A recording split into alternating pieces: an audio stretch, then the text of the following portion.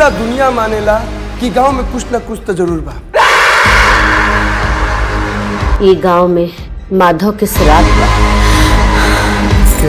कहा चाहिए कि रात के जंगल जब एकदम चुप हो जाला तो ये हवेली बोलेला। महीना के 13 तारीख के एगो तड़पती आत्मा लकड़ी मांगे हमें। अब की आई ओकरा से हम गिड़ आए कि हमारा लड़का वापस कर दे।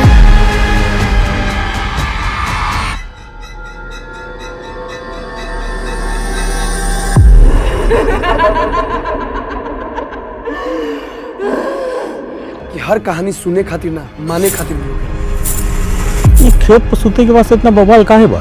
काहे के खेत में सुतले में खतरा बा। भक ऐसा होला का?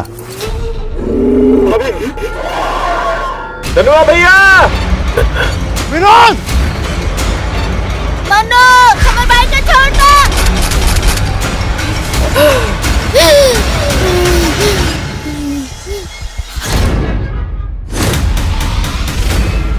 सब ठीक बानो ना? कहाँ भाई?